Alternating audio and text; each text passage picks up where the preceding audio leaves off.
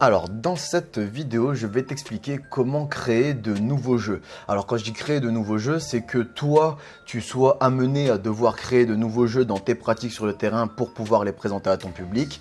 Ou alors, si par exemple, toi, tu es en direction et que tu cherches à inciter ton équipe ou tes équipes à créer de nouveaux jeux, ou alors voire même si tu permets, ça arrive sur certains séjours, si tu donnes la possibilité aux jeunes, à ton public de créer ses propres jeux.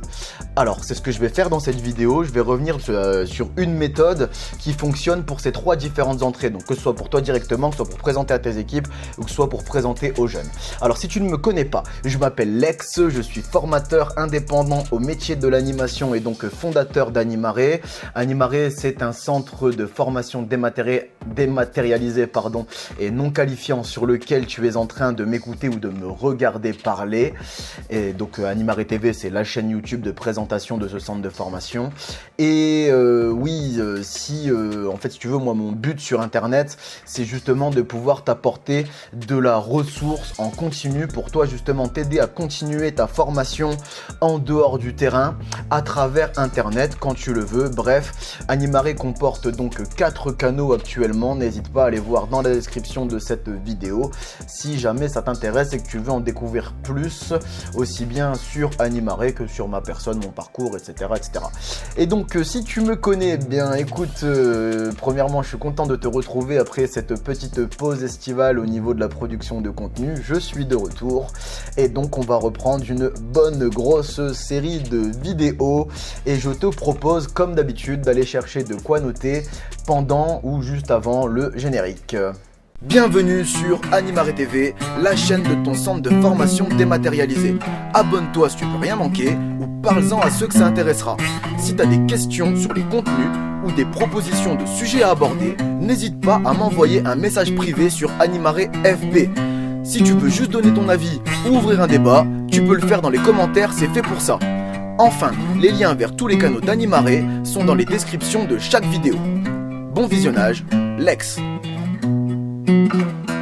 Alors cette vidéo, c'est une réponse à Nicolas sur la communauté des animaristes. Alors la communauté des animaristes, c'est le groupe Facebook, je t'explique au cas où tu n'es pas au courant, c'est le groupe Facebook d'Animaré, donc qui est lié à sa page Facebook qui s'appelle Animaré FB. Et la communauté des animaristes est donc un groupe à destination à la fois des utilisateurs, des soutiens et des fans des différents contenus d'Animaré et ouvert aussi à toutes les autres personnes qui voudront venir discuter et échanger avec nous à propos de l'animation. Et si tu veux, ce groupe-là, il est accessible à tous à partir du moment où chacun accepte les règles d'adhésion de ce groupe. Ces règles sont faites pour qu'on ne voit pas les personnages désagréables du style troll, haters, donneurs de leçons, tu sais, les Dark Avengers là, du net là. Enfin voilà, et donc il est fait à la fois pour que toi et les autres puissiez vous retrouver, les autres personnes qui suivent les différents contenus d'Animaré pouvez vous retrouver au sein d'un même groupe et discuter entre vous. Et justement, ce qui est important, ce que je trouve pas mal aussi, c'est que justement tu peux avoir au sein de ce groupe des réponses à des questions qui ne sont pas forcément les miennes. Bon là, j'estime que c'était important aussi que je réponde à Nicolas en vidéo. Mais je réponds pas à toutes les publications de la communauté des animaristes en vidéo. C'est parce que là, je trouvais qu'il y avait quand même un sujet à aborder et dont je pouvais derrière quand même en faire profiter un maximum de monde. Voilà pourquoi nous sommes ici sur cette vidéo. Et donc oui, Nicolas proposait nous présenter au sein de la communauté des animaristes, nous présenter une fiche d'aide à la création d'activités originales. C'est comme ça qu'il l'a appelé. Et donc pour faire simple pour tout le monde, c'est une fiche d'aide à la création de nouveaux jeux, d'accord? Et donc il nous l'a présenté et il nous demandait des retours que ce soit d'animes, de directeurs et tout ça. Et il demandait aussi à la fois déjà des retours techniques sur sa fiche et il demandait aussi peut-être un angle de vue pour aborder les choses parce qu'il disait que il avait eu du mal à faire prendre le jus de la création de nouveaux jeux avec l'équipe avec laquelle il avait essayé de mettre ça en place. Donc du coup, moi ce que je vais faire, c'est que je vais donner à la fois pour Nicolas et à la fois pour tout le monde, tout à chacun, et donc toi aussi derrière l'écran, mon retour de formateur pour tous, d'accord? Donc, la fiche d'aide à la création d'activités originales de Nicolas, elle est donc disponible sur la communauté des animaristes. Si tu rejoins ce groupe, tu pourras, en scrollant, en défilant dans le groupe, tu pourras facilement donc la découvrir. Tiens, au cas où si ça t'intéresse et que tu voudrais toi rejoindre la communauté des animaristes, tu peux soit ici aller découvrir sa vidéo de présentation, soit directement aller dans les liens en dessous de la vidéo, et puis tu devrais retrouver très facilement ton chemin jusque notre communauté. Et donc, je te disais, oui, donc cette fiche, elle est disponible sur la communauté des animaristes si jamais ça t'intéresse et que tu veux la retrouver. Et donc, cette fiche, elle est orientée donc sur la modification ou la complexification de jeux déjà existants. Et donc, pour aider à la compréhension de sa fiche, Nico a donc pris l'exemple du douanier contrebandier. Donc, je pense que c'est un jeu qui est quand même assez connu dans l'animation et assez répandu. Et donc la première chose que je tiens à te dire, Nico, c'est que ta fiche c'est une réussite. Déjà, c'est la première chose, elle est très bien faite.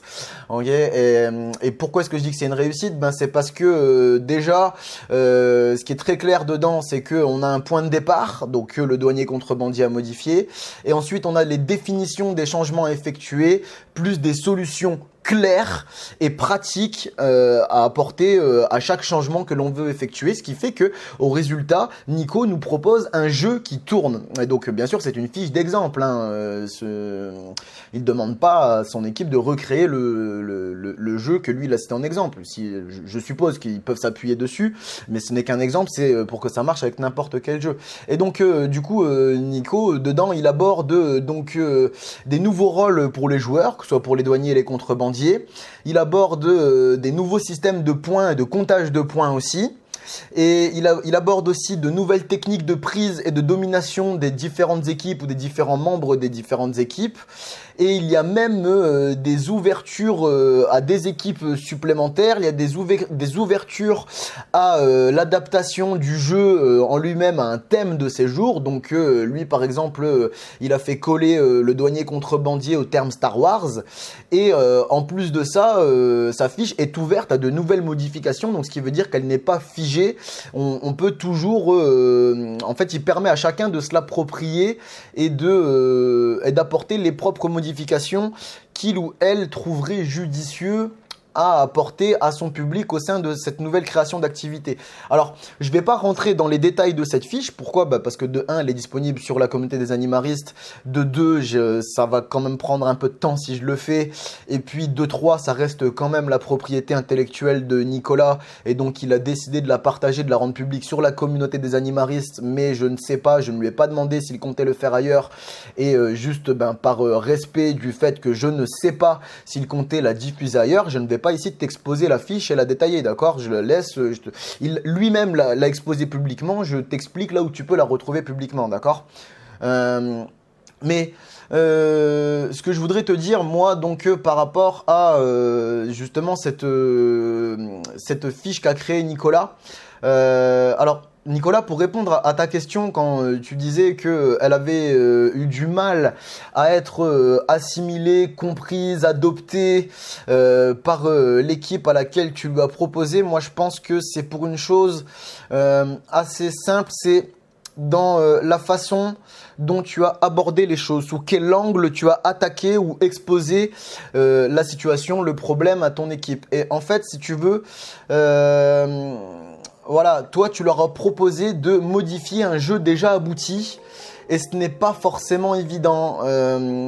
Pourquoi? Parce que un jeu qui est déjà abouti, qui existe, qu'il faut savoir, c'est que y a des personnes qui ont réfléchi à la création de ce jeu. En général, ce sont des personnes très expérimentées dans l'animation. Hein. C'est vrai, on demande aux stagiaires BAFA en général, en stage, de créer des jeux, etc. Mais les personnes qui créent des jeux et qui souvent finissent sous fiche technique, d'accord, le douanier contrebandier, il y a une fiche technique qui existe, qui a été réalisée et par plusieurs entités différentes. Donc il y a plusieurs fiches techniques, mais en grosso merdo, les règles sont les mêmes. Faut savoir que ces personnes-là, elles ont réfléchi aux différentes dynamiques du jeu. Il y a eu des phases de test derrière, de réajustement. Ce sont des jeux qui sont déjà aboutis et ça peut être super compliqué en fait si tu veux pour une jeune équipe ou alors des personnes qui n'ont pas l'habitude de faire ça, de modifier des jeux déjà aboutis, qui ont déjà été réfléchis et déjà adaptés à un certain public. Ce n'est pas forcément évident et je pense que le plus dur en fait c'est à cause de l'angle sur lequel on attaque. On dit il y a quelque chose qui tourne et on va le démonter pour que ça tourne encore mieux. Mais ça tournait déjà, ce qui fait que dans la tête des personnes qui doivent faire ça au début de leur pratique, c'est assez chamboulant, c'est assez compliqué en fait à aborder. Moi, je préfère aborder les choses sous le fait de on va, pour créer de nouveaux jeux, on peut toujours partir d'un jeu déjà existant, mais au lieu de chercher à complètement chambouler ce jeu, on va plutôt chercher à compiler dans le nouveau jeu qu'on veut faire, différentes dynamiques de jeux déjà existants et qu'on connaît déjà, qu'on a déjà rencontré. Et en fait, si tu réfléchis bien, ça ne change absolument rien. C'est toujours la même chose parce que quand toi, tu modifies un jeu déjà existant, c'est ce que tu nous as fait de toute façon Nicolas, hein, dans la fiche, dans l'exemple que tu cites. Ce que tu fais, c'est que les modifications que tu fais, tu les fais à partir de différentes dynamiques qui existent dans d'autres jeux. Mais la façon d'aborder les choses est peut-être un peu plus compliquée dans le sens où là, comment tu leur dis bon bah voilà, on a le douanier contrebandier et voilà, il faut l'améliorer en partant du douanier contrebandier. Je te dis, ça peut être super perturbant, c'est beaucoup plus simple à assimiler, à intégrer pour des personnes qui n'ont pas l'habitude de faire ça, de se dire bah voilà, on a la base du douanier contrebandier, maintenant quels éléments d'autres jeux qu'on connaît est-ce qu'on va pouvoir récupérer pour l'intégrer au douanier contrebandier, et donc du coup ça va nous créer un nouveau jeu. Et je pense que c'est une façon beaucoup plus simple d'aborder les choses, même si je suis d'accord, hein, ça ne change pas grand chose sur le fond, parce que quand on modifie un jeu déjà existant ou quand on crée un jeu partant de zéro, ce qu'on fait, c'est très rare les personnes qui arrivent à créer de nouvelles dynamiques de jeux, de nouvelles choses qui n'ont pas existé. Des jeux, il y en a quand même depuis la nuit des temps. Et donc les humains ont quand même eu le temps de faire un peu le tour des jeux qui existaient. Hein. Mais voilà, quand tu vas créer de nouveaux jeux ou modifier des jeux existants, ce que tu vas faire en général, c'est que tu vas prendre des dynamiques d'autres jeux existants ailleurs. Donc en fait, je pense que c'est plus simple d'aborder les choses comme ça, et ça permet plus aux personnes, au lieu dans leur tête de se dire putain, je dois inventer des trucs, au moins elles vont se dire je dois récupérer des choses, je dois faire appel à mes souvenirs et récupérer ce qui me paraît judicieux et qui pourrait fonctionner. C'est toujours plus simple que de se dire putain, je dois inventer, je dois créer. Et de toute façon, quand ils vont inventer et quand ils vont créer, c'est là qu'ils vont revenir à repiquer de ce qu'ils ont vu à gauche, à droite pour l'intégrer à de nouveaux jeux. Voilà.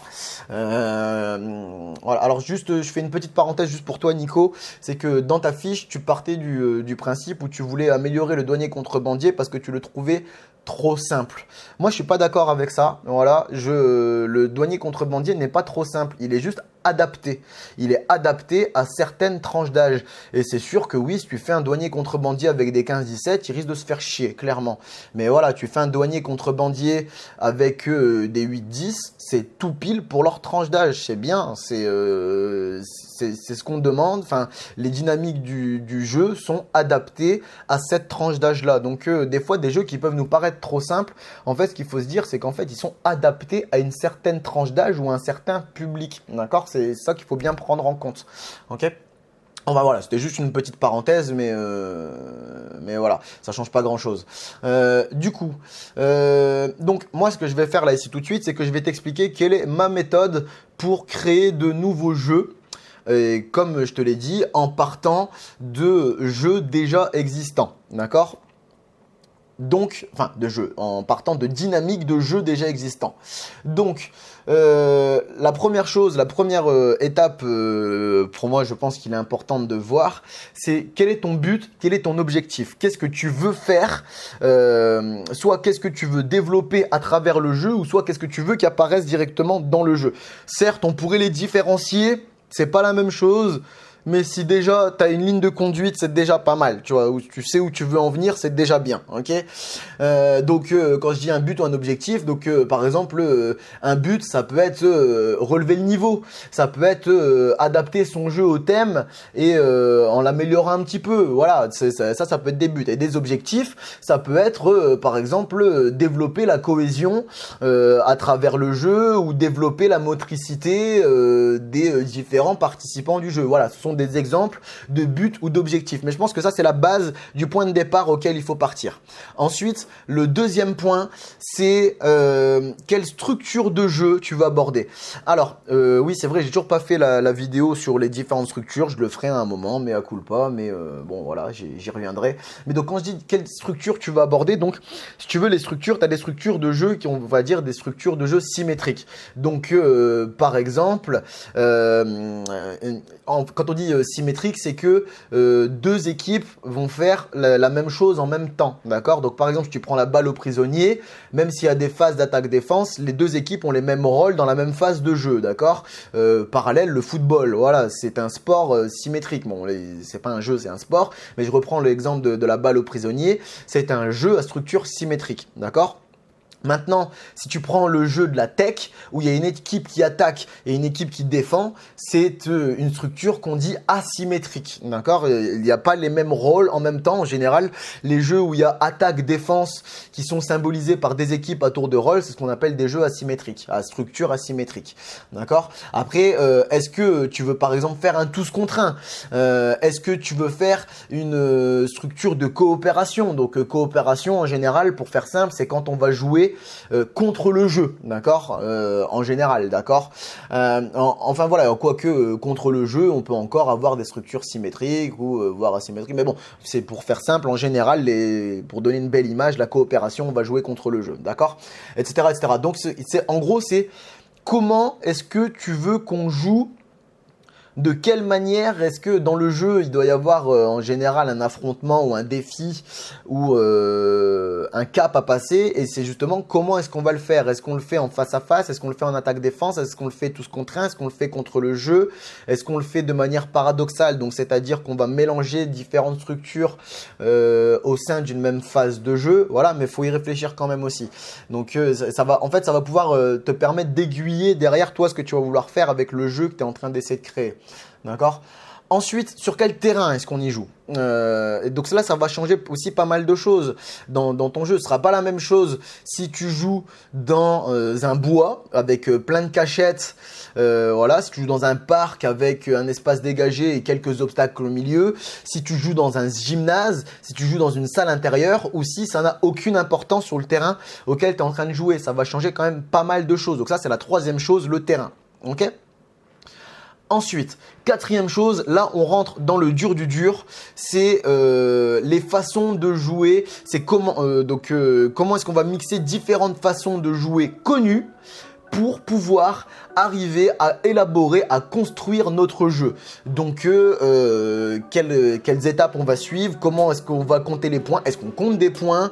Est-ce qu'il y a des méthodes de prise, etc. Donc, est-ce qu'on touche? Est-ce qu'on voit? Est-ce qu'il faut faire une méthode de sponge-ball? Enfin, voilà, il y a plein de techniques forcément différentes. Et il faut y réfléchir à qu'est-ce qu'on va mettre concrètement au sein de notre jeu pour arriver justement à notre but final d'avoir notre nouveau jeu. Attention dans cette préparation-là, dans cette étape-là, donc où on va assembler différentes façons de jouer, donc différentes dynamiques de jeu. Attention aux contradictions qui peuvent y avoir entre différentes dynamiques. Il faut y réfléchir aussi. Si tu pars sur une dynamique, j'en sais rien, je dis n'importe quoi là, où une première dynamique où il n'y a pas de système de points et une deuxième dynamique où tu as un système de points, il y a un moment il va falloir soit trancher, soit les accorder, soit les entremêler, ou soit trouver une troisième dynamique pour faire le pont entre l'un et l'une, d'accord, entre l'une et l'autre. Donc voilà, il faut réfléchir aussi ça aux différentes contradictions que différentes dynamiques de jeu peuvent nous apporter. Voilà, des fois on veut tout mettre ensemble, mais il faut y réfléchir quand même. Voilà. Donc ça, c'était le quatrième point. Ensuite, le cinquième point que moi j'aborde dans ma réflexion de création de nouveaux jeux, c'est le timing. Le timing, c'est important. En fait, à quoi ça sert le timing? Tu vas estimer la durée de ton jeu. Et donc déjà, tu vas voir s'il rentre dans le créneau qui était prévu pour le jeu déjà. Et après, derrière, quand tu vas faire une estimation de ton timing par rapport aux différentes dynamiques que tu as, ça va te permettre soit de faire des ajouts de nouvelles dynamiques, soit peut-être des suppressions de dynamiques parce que c'est trop et on n'a pas le temps, soit peut-être des répétitions de dynamiques déjà vécues parce que on a du temps à meubler un petit peu et puis ça dérange pas forcément. Le jeu se suffit en lui-même, il n'y a pas besoin d'ajouter de nouvelles dynamiques, mais il faut quand même qu'on prenne le temps du créneau horaire, ou alors même avec les dynamiques on n'a pas le temps d'aller jusqu'au bout du jeu, ça peut être important aussi, voire même apporter des variantes à ton jeu, ça aussi ça peut être possible, d'accord. Alors attention sur les variantes, il ne faut pas qu'elles dénaturent ton jeu, mais les variantes, à partir du moment où on garde le système principal de jeu, qu'on garde la dynamique de base du jeu, pourquoi pas, allez on se fait plaisir, hein, d'accord, enfin etc. Mais voilà, c'est important aussi de réfléchir au timing, parce que c'est là aussi que tu vas te rendre compte aussi si tu étais dans la vérité avec les différentes dynamiques que tu avais voulu aborder par rapport au temps, au créneau que tu as, créneau horaire qui est à ta disposition. Et des fois, c'est peut-être se dire, écoute, le jeu, on peut faire des pauses dedans, on peut le couper. Peut-être que le jeu, il peut durer en fil rouge. Enfin voilà, il y a plein de façons de voir le timing, mais il faut réfléchir quand même, d'accord? Alors, le 6e point que j'aborde, c'est une fois qu'on a réfléchi à qu'est-ce qu'on va faire exactement, comment est-ce qu'on va le faire, avec quelle structure, où est-ce qu'on va jouer, comment est-ce qu'on va jouer exactement, quelles vont être les différentes dynamiques, quel timing est-ce qu'on va mettre derrière. C'est à ce moment-là qu'on se met à récupérer et à créer, surtout s'il le faut, le matos et les outils qu'on va avoir besoin pour pouvoir jouer à ce nouveau jeu. Donc bien évidemment, il faut déjà réfléchir au matos et aux outils dans les différentes compilations des différentes dynamiques de jeu qu'on va vouloir mettre en place. Est-ce qu'il va falloir, j'en sais rien, des chasubles, du crépon pour délimiter, définir des équipes? Est-ce qu'il faut un fanion dans le dos pour symboliser une élimination? Est-ce qu'il faut une table avec du matos dessus pour faire un genre de memory? Est-ce qu'il faut une sono pour faire le timing? Est-ce qu'il faut des raquettes et des balles parce qu'il y a un moment, il y a une épreuve de jongle à faire? J'en sais rien, d'accord? Mais c'est à ce moment-là, moi je pense que c'est après avoir réfléchi à ces 5 points précédents, donc le but ou l'objectif, la structure du jeu, le terrain, la façon de jouer et le timing. Une fois qu'on a bien réfléchi à ça et qu'on pense avoir abouti à quelque chose de cohérent, que là on va se mettre à préparer sérieusement notre matos et nos outils. Parce que si ça se trouve, quand tu vas commencer à préparer ça dans tes façons de jouer, donc dans l'assemblage des différentes dynamiques, mais après tu vas peut-être en supprimer une par la suite, tu vois, ou peut-être en ajouter une autre. Et si tu commences à préparer ton matos à ce moment-là, en fait t'as jamais fini, parce que tu te dis ah ouais ça je l'ai préparé mais on le fait plus, donc le matos je l'ai préparé pour rien. Et puis ça se trouve faut en rajouter, et, ah ouais mais donc donc on est en train de préparer du matos alors qu'on devrait être dans le moment de la réflexion. Et on s'étonne que ça avance pas en prépa. Ah ouais, une chose à la fois les mecs, hein. Ok, voilà, donc quand je dis matos et outils, tu vois, c'est ce que je te disais, hein, est-ce qu'il faut un tableau de points, est-ce qu'il faut une feuille de route, est-ce qu'il faut des marqueurs d'équipe, etc., etc. Voilà, c'est à ce moment-là, une fois qu'on a réfléchi à tout le reste, qu'on se met à réfléchir à concrétiser le matos et les outils, à vraiment se mettre dans la réalisation manuelle, d'accord. Et il y a peut-être certaines activités, certains jeux que tu vas créer, il y aura besoin de zéro, hein, il y aura besoin de rien. Et tant mieux pour toi, si à partir du moment où ça tourne et que tu n'as pas besoin de t'appuyer sur du matériel, tant mieux, hein, c'est possible aussi, hein. Ça te permet de supprimer une étape, ok. Et donc ça c'était la 6e étape, le matos et outils. Et maintenant, étape peut-être la plus importante de toutes. Pourquoi? Parce que souvent, que ce soit en stage, en centre de formation ou alors sur le terrain, souvent je vois des équipes d'animation qui viennent me voir en disant Lex, on avait préparé un super truc, on s'est à fond investi dans la prépa, mais ça a foiré. On n'a pas réussi au moment de la présentation, de présenter au public ou aux autres stagiaires. T'as une idée de pourquoi ça a foiré? Et en général, la première question que je pose, c'est est-ce que vous avez testé votre jeu? Et en général, la réponse qui ressort très souvent, c'est non. Eh bah ouais, il faut pas s'étonner. C'est la phase de test, donc la 7e étape, 7 comme ça, c'est mieux. C'est peut-être la plus importante parce que c'est cette phase-là qui va pouvoir permettre de savoir si le jeu tourne et s'il faut l'ajuster. Et c'est très important très important de tester ces jeux et de les réajuster si besoin. Et on se dit des fois, ouais, mais tester, on peut pas tester avec tout le monde parce que si on teste avec le public et que ça foire à ce moment-là, oui, non. Ce qu'on fait, c'est qu'on teste les différentes dynamiques de jeu. S'il faut, on prend le matos et on se met à, nous les préparateurs, est-ce qu'on était 2, 3, 4, 5, 10, j'en sais rien. Et puis on va tester ça entre nous. Il n'y a pas besoin d'aller jusqu'au bout du jeu, mais on teste si chacune des dynamiques du jeu est viable, si chacune est réalisable, et en pensant aussi au public, à son âge, à ses capacités physiques et intellectuelles, et est-ce que lui va être capable de réaliser ce qu'on vient de réaliser. Donc par exemple, s'il y a un moment, il faut aller il y a une étape où il faut refaire du dessin sur un mur, et que le mur est à hauteur d'adulte, et qu'on est avec des 6-8 ou des matères, ouais, il y a un moment, là, ça va coincer. Et peut-être que dans la phase de test, on s'en rend compte justement parce qu'on se met à la hauteur des matères et on arrive à se... Ah ouais, bon, on va peut-être rabaisser la pancarte, ouais. Tu vois, donc, c'est typiquement ce genre de petits détails qui te font foirer un jeu ou qui te le font rendre caduque, boiteux ou qui coupent complètement la dynamique géniale qu'il pouvait y avoir en plein milieu du jeu parce que, attendez, il faut qu'on rattrape en cours de jeu. D'accord ? Donc c'est super important cette phase de test et elle est trop souvent oubliée. Beaucoup trop souvent oubliée, même par des formateurs en centre de formation, hein, quand ils encadrent des projets de stagiaires. Moi je sais que les stagiaires que j'encadre en centre de formation, je leur répète tout le temps la phase de test, mais... voilà, j'ai croisé d'autres formateurs qui n'en parlent pas, alors que c'est peut-être la phase la plus importante parce qu'elle te permet justement de faire les réajustements et de ne pas se retrouver avec les détails qui foirent sur le terrain. Voilà, tu l'as en phase de test. Donc, c'est super important. Ok ? Et donc, je te répète les différentes étapes. Je récapitule. Donc, première étape, qu'est-ce qu'on veut ? Quel est le but ? Quel est l'objectif ? Deuxième étape, comment est-ce qu'on va jouer ? Sous quelle structure de jeu on va jouer ? Troisième étape, où est-ce qu'on va jouer ? Quatrième étape, quelles sont les différentes dynamiques de jeu qu'on va assembler les unes aux autres. Cinquième étape, on réfléchit au timing par rapport à ce qu'on a prévu. Est-ce que ça va coller ou pas ? Ou alors est-ce qu'on fait des arrangements nous avec le timing.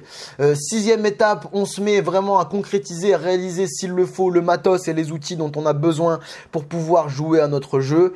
Et septième étape, et voire la plus importante, la phase de test et d'ajustement. C'est super important. N'oublie surtout pas, s'il te plaît, cette dernière étape, la phase de test et d'ajustement. Et des fois, tes collègues, tu vas être là en train de préparer avec eux, ils vont te dire non mais c'est bon, on est bon, il n'y a pas besoin de tester.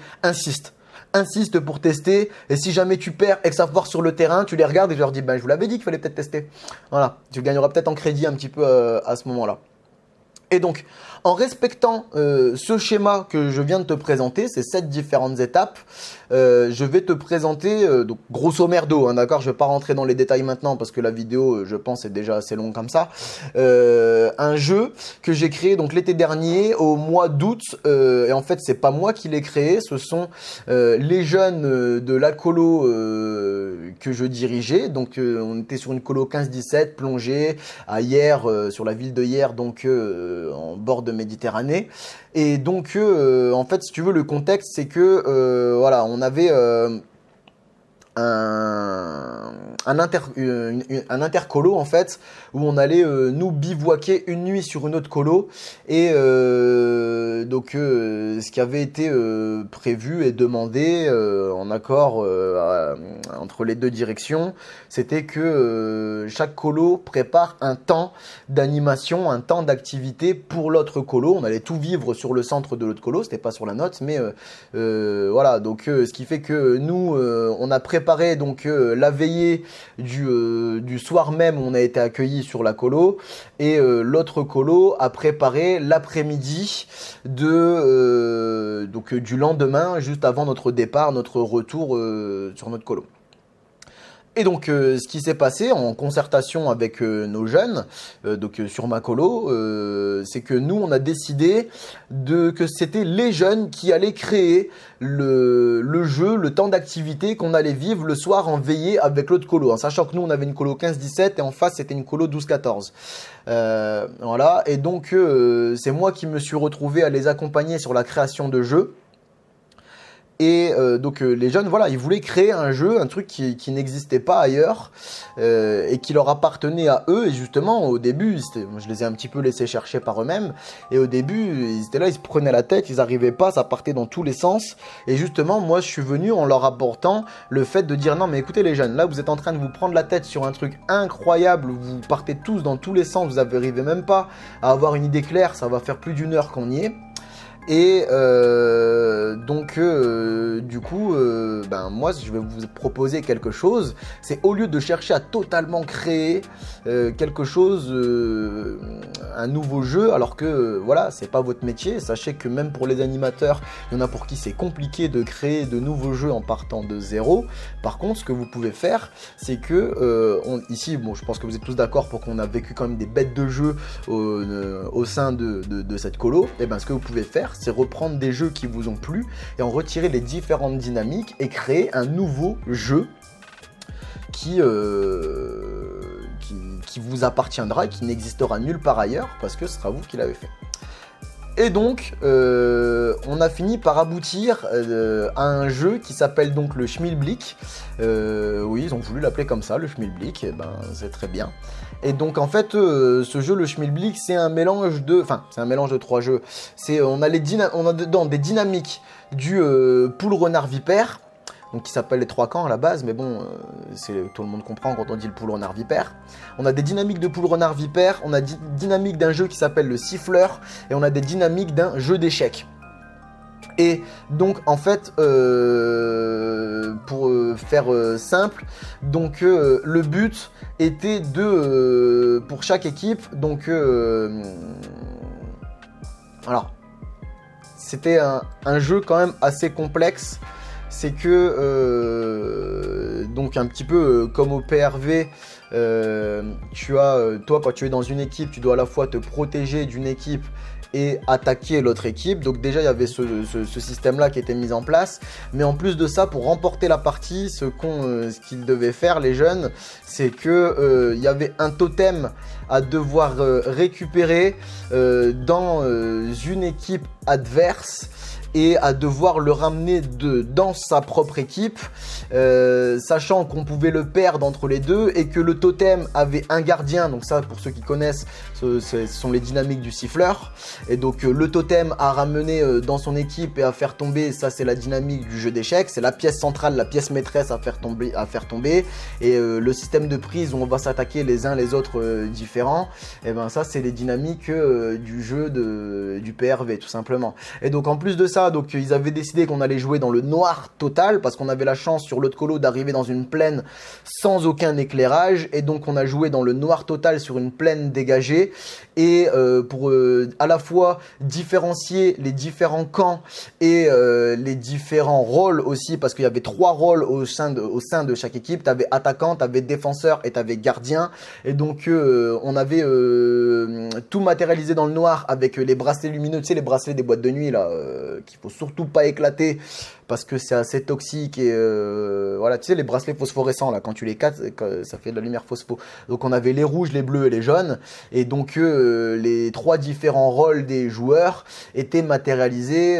Donc je crois que tu avais le gardien qui avait un collier autour du cou, de sa couleur. Tu avais les attaquants qui avaient un bracelet autour du poignet, et tu avais les défenseurs qui avaient un bracelet autour de la cheville. Voilà. Donc le but du jeu était de réussir à retrouver où l'autre, où le camp qu'on devait attaquer, où est-ce qu'il avait lui caché son totem à devoir ramener, réussir à ramener le totem dans son propre camp, sans se faire éliminer par l'autre équipe qui arrive derrière. Et il y avait aussi le gardien du totem qui lui aussi avait le droit de te rentrer dedans, en sachant que lui aussi il avait ses propres défenseurs. Enfin voilà, je veux pas forcément, je te dis, je veux pas rentrer dans les détails du jeu parce qu'il faudrait énormément de temps, tu vois. Mais pour te dire que c'est faisable en fait. Voilà, moi je te dis, j'ai créé ce jeu-là. Enfin, j'ai créé, moi, mon simple rôle, en fait, ce que j'ai fait, c'est accompagner, c'est les jeunes qui ont créé ce jeu avec la dynamique que je te propose. Et moi, mon rôle, ce que j'ai fait, c'est accompagner dedans. Alors, mon rôle précis a été en fait, d'empêcher que tout se casse la gueule. Voilà. Ça a été de les aiguiller quand c'était compliqué, leur proposer différentes dynamiques de jeux connus quand eux, ils avaient un petit peu du mal à trouver différentes solutions qu'ils pouvaient apporter aux différents jeux en lui-même. Et comme c'est les jeunes qui ont été jusqu'à mener le jeu, donc à le présenter à l'autre colo, et donc être les meneurs, en fait, c'est eux qui ont pris le rôle des animes pendant ce temps-là. Eh bien, moi, mon rôle a été de les accompagner aussi dans leur menée pour que ils se retrouvent pas le bec dans l'eau, à plus savoir quoi dire, etc. Moi, j'étais là, s'il fallait, ils avaient oublié un truc, je passais, souffler dans ton oreille et c'est bon, t'as pas oublié. Je faisais des mini briefings avec eux régulièrement pour être sûr qu'ils oublient rien et qu'ils remettent tout en place. Mais en fait, moi, je dis, j'ai créé, moi, j'ai rien créé en fait dans ce jeu-là. Moi, j'ai fait qu'accompagner. J'étais là, j'ai participé à l'élaboration de ce jeu-là, mais c'est pas moi qui l'ai créé, ce sont les jeunes. Donc, ce qui veut dire par là que c'est faisable en fait, même pour des animes qui eux sont censés avoir un peu plus de bagages, même s'ils sont jeunes animes, ils sont quand même normalement censés par le centre de formation, c'est faisable en fait pour eux de créer de nouveaux jeux. Si c'est faisable pour des jeunes, c'est aussi faisable pour des animes. Tout ce qu'il faut, c'est que, voilà, je pense aussi, Nicolas, c'est que, je reviens hein, donc à toi Nico, hein, c'est tu vois, le truc, c'est que je sais pas si tu l'as fait ou pas, t'en parlais pas sur Facebook, mais moi j'ai été présent dans l'accompagnement de chaque phase de la réalisation de ce jeu, que ce soit dans la réflexion, dans la préparation, dans le lancement, dans la menée et voire même dans la conclusion et petit bilan sur le jeu. Donc est-ce que ça a plu on a demandé le retour à la fois de notre colo et de la colo d'en face. Le ressenti des participants au jeu, donc ressenti super top, hein, énorme, le jeu était super. D'ailleurs, je tiens à remercier Léonie, Jarod et pardon, j'ai oublié la dernière personne, la dernière jeune qui était là.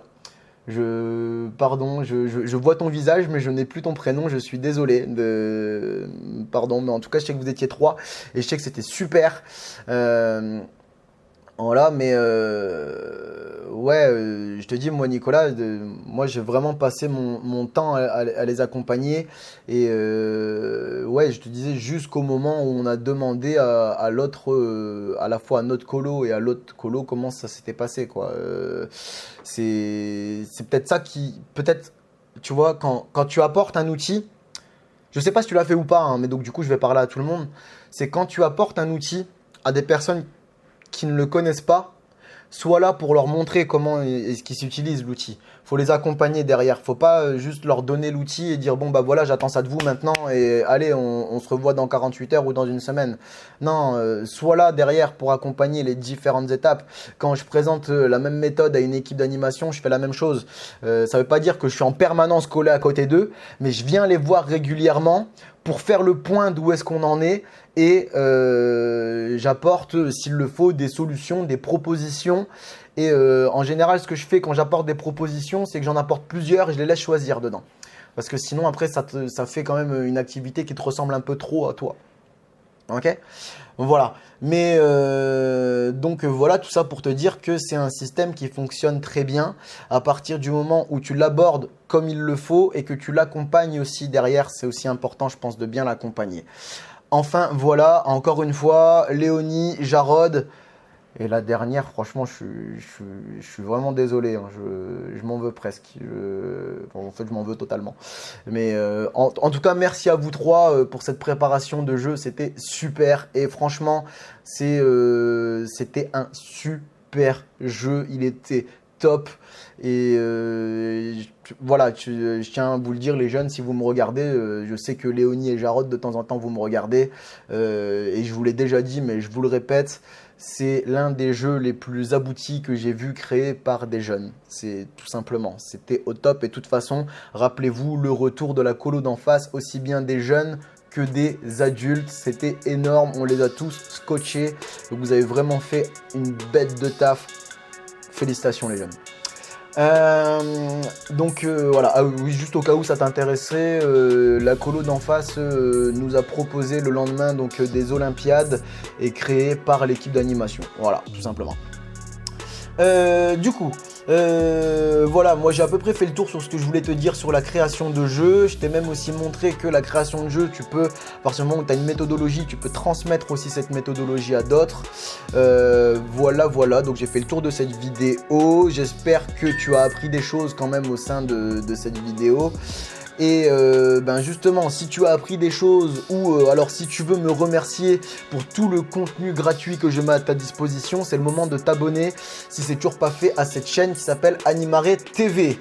Aussi, tu peux aller sur la médiathèque Animare pour approfondir ta formation continue si ça t'intéresse. Voilà, je te précise juste que profiter de mon expérience sur la médiathèque Animare n'est pas gratuit.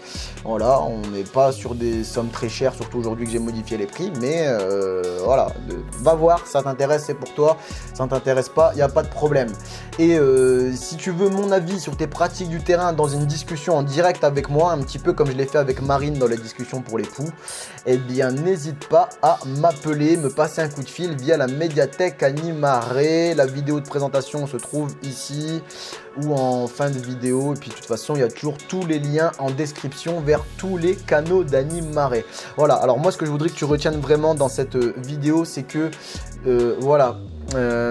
que tu crées de nouveaux jeux toi-même, ou que tu présentes ou que tu proposes ou que tu imposes la création de jeux soit à des jeunes ou à une équipe que tu vas diriger, s'il te plaît, fais-le avec méthodologie et n'oublie pas la phase de test, hein, c'est peut-être le plus important dans la méthodologie. Ton public compte sur toi et moi aussi. Alors, si jamais tu as des questions et que tu veux une réponse immédiate, tu peux toujours me passer un coup de fil via la médiathèque Animare. Si tu prends un coup de fil public, on peut modifier tous les éléments qui permettraient de t'identifier, si tu veux évidemment. Les liens sont toujours dans la description de chaque vidéo. À bientôt, Lex.